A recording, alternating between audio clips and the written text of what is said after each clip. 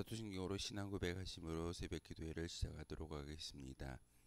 나는 전능하신 아버지 하나님 천지의 창조주를 믿습니다.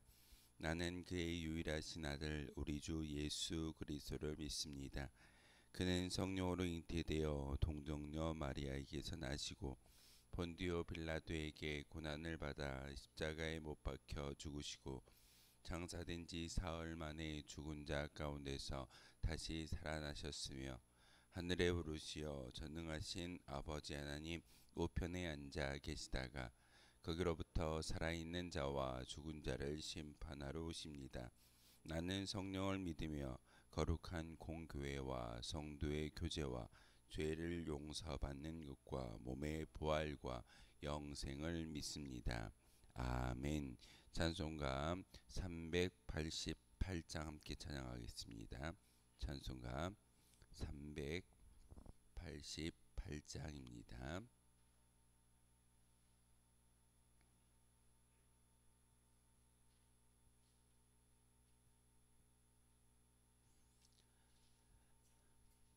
찬송가 388장입니다.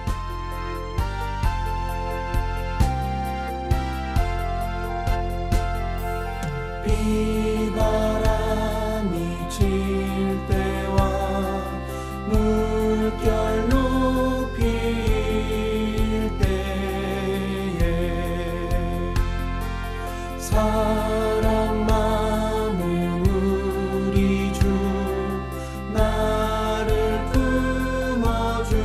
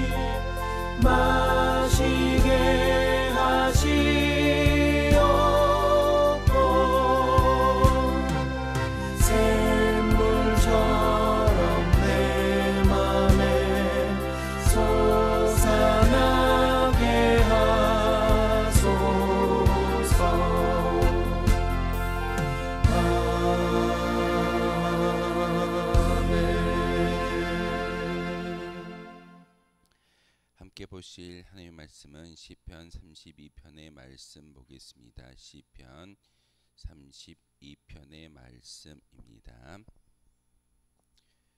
1절부터 11절까지의 말씀 한 절씩 교독으로 내 말씀 받들어 읽겠습니다. 허물의 사함을 받고 자신의 죄가 가려진 자는 복이 있도다.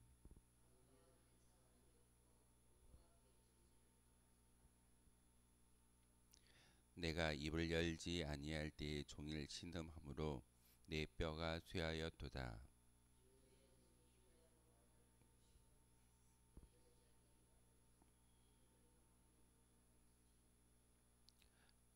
내가 이르기를 내 허물을 여호와께 자복하리라 하고 주께 내 죄를 아뢰고 내 죄악을 숨기지 아니하였더니 곧 주께서 내 죄악을 사하셨나이다.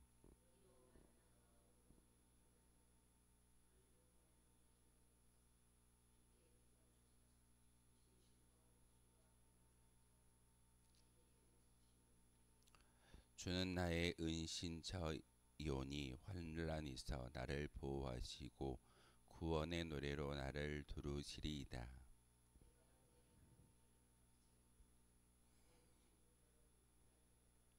너희는 무지한 말이나 노제같이 되지 말지어다. 그것들은 재갈과 굴레로 단속하지 아니하면 너희에게 가까이 가지 아니하리로다.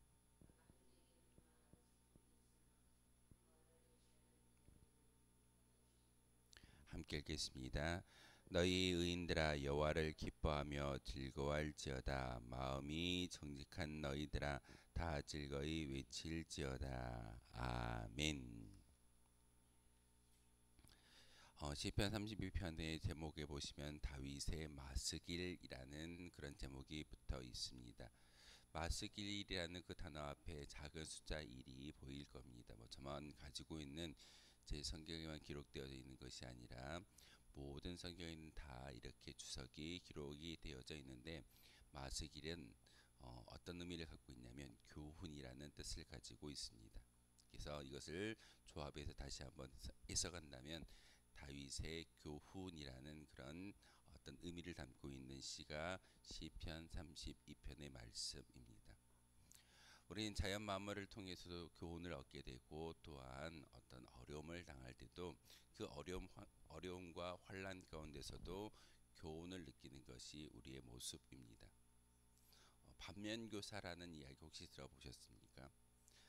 나에게 어려움을 주고 힘든 그런 사람이 있다 할지라도 그 반면교사로 삼아서 그것을 지혜로 받아들일 때 우리는 세상 가운데 살아갈 수 있는 놀라운 지혜가 계속 늘어갈 수 있다라고 말하고 있습니다. 그래서 사람에게 있어서 반면교사가 있는 것처럼 어떠한 상황이 놓여 있다 할지라도 지혜는 또한 교훈은 그에게 주어진다라는 것이 인간의 모습입니다.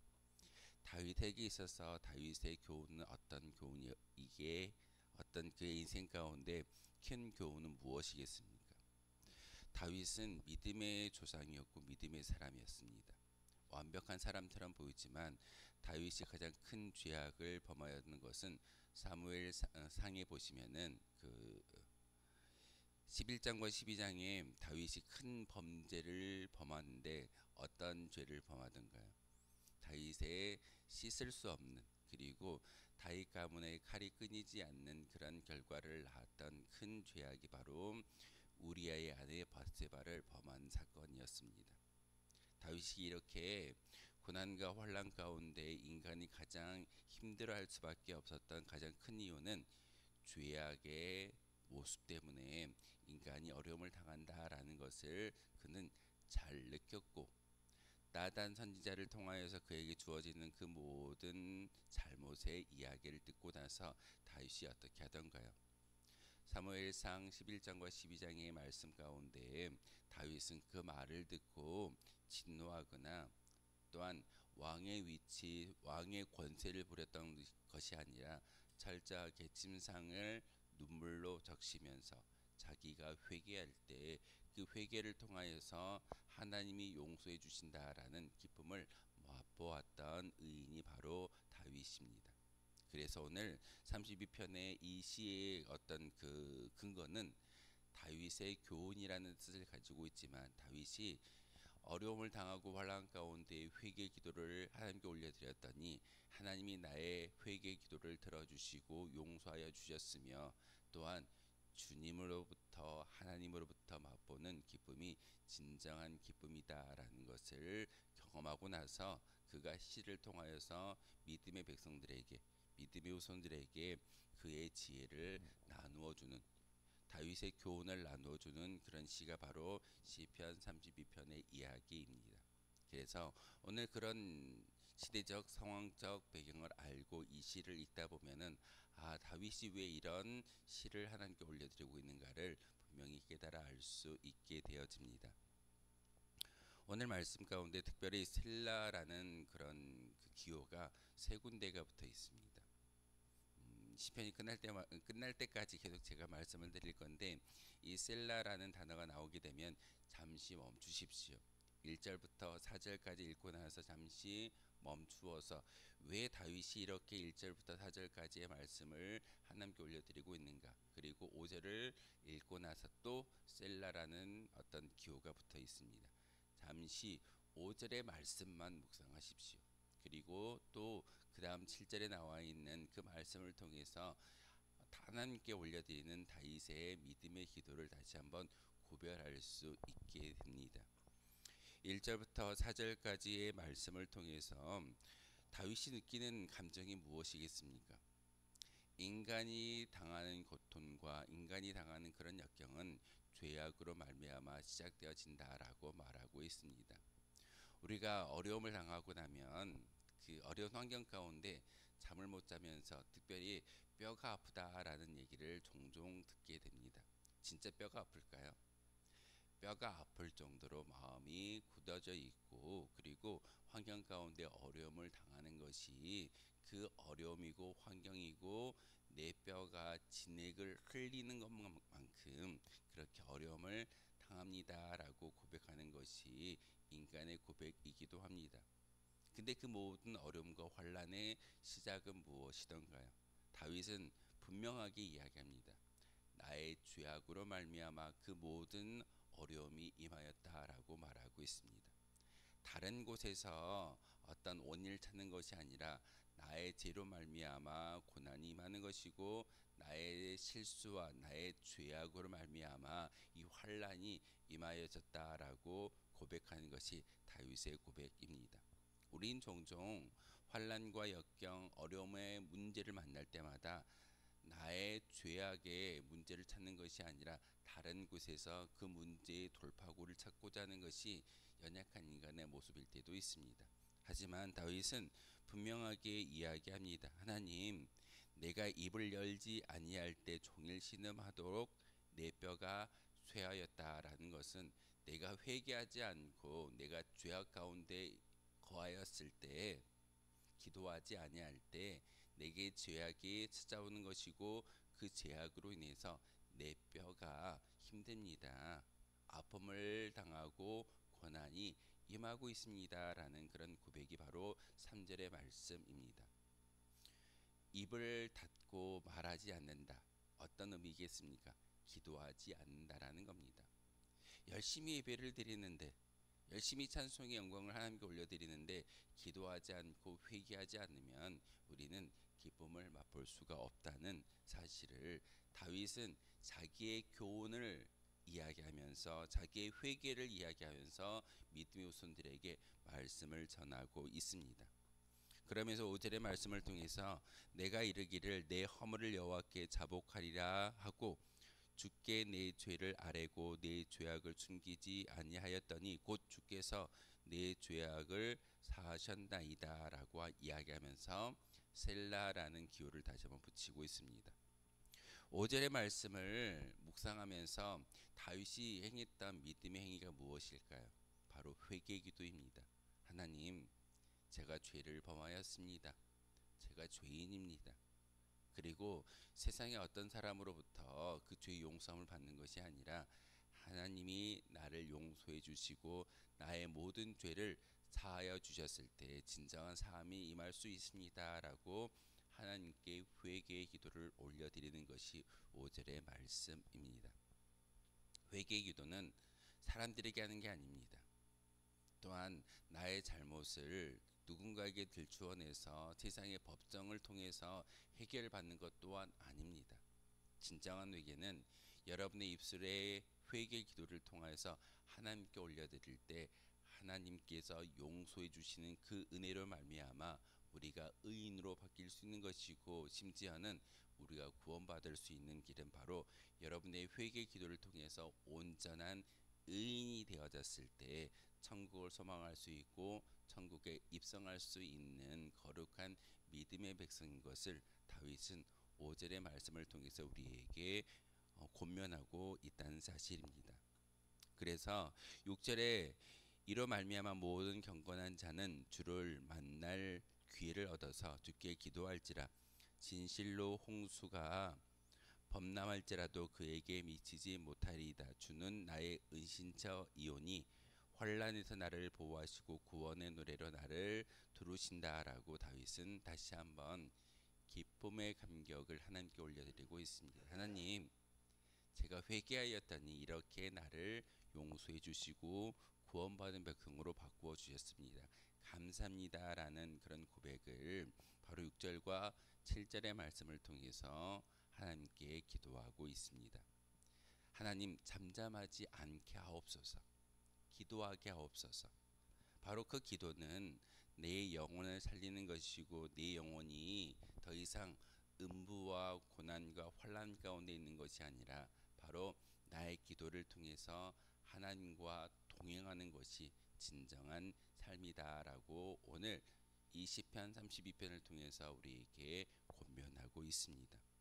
그러면서 8절부터 11절까지의 말씀을 통해서 내가 내 갈 길을 가르쳐 보이고 너를 주목하여 훈계한다라는 것은 나의 잘못으로 인해서 멸망당하는 것이 아니라 나의 이 잘못을 회개함을 통하여서 하나님께 용서함을 받고, 심지어는 내 영혼이 하나님이 주시는 기쁨을 맛보아 알므로써 내가 보여주는 이 교훈은 나로 끝나는 것이 아니라 내 백성과 믿음의 후배들에게도 전달되기를 소망한다라는 것이 바로 이 8절의 이야기입니다. 그러면서 9절부터 11절까지의 말씀은 바로 의인들이 하나님께 이렇게 기쁨의 찬송을 올려드려야 한다라는 그런 의미를 담고 있다는 사실입니다. 우리가 이렇게 기도하는 것, 다윗이 자기의 어떤 치부를 이야기하고 또한 그런 잘못을 분명히 성경을 통해서 배우게 하시는 것은 우리가 입을 잠잠히 할 때, 우리가 기도하지 아니할 때 다가오는 환난은 우리뿐만 아니라 우리의 모든 환경을 힘들게 만들 수 있는 그런 시작점인 것을 바로 알아야 합니다. 나의 죄악으로 말미암아 시작되어진다는 사실입니다. 혹시 동행이라는 단어 가운데 어떤 의미가 포함되어 있는지 아십니까? 대부분의 동행 그러면 함께 걸어간다라는 것만을 우리가 생각할 때가 있습니다. 그런데 동행에는 돌보다라는 뜻을 포함하고 있습니다. 하나님과 동행하는 것, 하나님이 우리를 돌보아 주시는 겁니다. 우리는 홀로 걸어가는 인생이 아니기에, 그리고 홀로 걸어간다 할지라도 넘어지고 실수하고 죄악 가운데 있기 때문에 우리를 돌봐 주어야 할 분이 있는데 그것이 바로 하나님이십니다. 하나님과 동행한다. 하나님 저와 동행하여 주십시오라는 그런 기도는요, 바로 하나님의 돌봄이 나의 삶 가운데 임하기를 원하는 간절한 믿음의 고백입니다. 에녹이 하나님과 동행하였더니 그가 죽음을 맛보지 아니하고 천국으로 옮겨졌다라는 것을 창세기를 통해서 잘 우리에게 보여주고 있습니다. 하나님과 동행했다. 하나님의 돌보심을 진정으로 경험했더니 그의 영혼이 천국으로 옮겨졌던 것처럼 우리는 우리 스스로가 모든 것을 지킬 수가 없습니다. 그러기에 하나님 저와 동행하여 주십시오. 그 동행 가운데 내가 살아가는 것은 내가 힘이 있기 때문에 그러는 것이 아니라 하나님이 나를 돌보아 주실 때만이 진정한 동행하는 삶이 나를 통해서 우리의 인생을 통해서 증거될 줄 믿습니다 라는 고백이 봉액이라는 단어입니다. 다윗은 32편의 이 시를 통하여서 하나님께 온전한 기도를 올려드리고 있습니다. 환난과 고난은 다윗의 죄악으로부터 시작되어졌지만 회개할 때 용서함을 받았고 용서함 받은 그 기쁨을 많은 사람들에게, 특별히 백성들에게, 믿음의 후손들에게 전달하여 줌으로써 너희 의인들이 해야 될 것은 하나님과 동행하는 것이고 하나님의 지키심과 또한 하나님의 구원을 바라볼 수 있는 그런 찬송이 끊이지 아니할 때 우리에게 주어진다라고 말씀을 전하고 있습니다. 다시 한번 오늘 이 시편 32편 다윗의 교훈을 잘 기억함으로써 오늘 하루도 하나님의 영광을 위해 살아갈 수 있는 저와 여러분 되어 주시기를 주님의 이름으로 소망하겠습니다. 기도하겠습니다. 거룩하신 주님, 참으로 감사를 드립니다. 하나님의 은혜 가운데 저희들 다시 한번 주님의 성전으로 올라오게 하시고 기도하게 하시고 다윗의 교훈을 다시 한번 들을 수 있는 기회를 주시오니 참으로 감사를 드립니다. 우리가 겪고 있는 많은 고난과 환난은 나의 죄악으로부터 시작되어졌음을 오늘 다윗의 교훈의 시를 통하여서 깨닫게 하셨습니다. 회개할 때 이 모든 것들이 해결되어지며 하나님의 구원의 역사가 우리 가운데 임하여진다라고 말씀하고 있으며, 특별히 하나님 나와 동행하여 주십시오라는 이 말과 고백 가운데 하나님의 돌보심이 우리의 인생을 통하여서 증거되기를 소망하는 믿음의 단어인 것을 다시 한번 깨닫게 하셨사오니 하나님, 오늘 하루도 우리에게 많은 시간들을 주셨고 생명을 주셨사오니 온전히 하나님과 동행할 수 있는 거룩한 주의 백성들 되게 하여 주옵소서. 하나님을 기뻐하며 하나님을 즐거워하며 또한 마음이 정직한 의인들의 모습으로 살아가길 간절히 바라는 다윗의 기도처럼 우리 또한 이와 같이 하나님께 기도할 수 있는, 우리의 입술 가운데 기도가 끊이지 않는 그런 의인의 삶을 살아갈 수 있는 저희들 되게 도와주옵소서. 예수 그리스도의 이름으로 기도하옵나이다. 아멘. 하늘에 계신 우리 아버지, 아버지의 이름을 거룩하게 하시며 아버지의 나라가 오게 하시며 아버지의 뜻이 하늘에서와 같이 땅에서도 이루어지게 하소서. 오늘 우리에게 일용할 양식을 주시고 우리가 우리에게 잘못한 사람을 용서하여 준 것 같이 우리 죄를 용서하여 주시고 우리를 시험에 빠지지 않게 하시고 악에서 구하소서. 나라와 권능과 영광이 영원히 아버지의 것입니다. 아멘. 오늘 말씀을 생각하며 기도하도록 하겠습니다.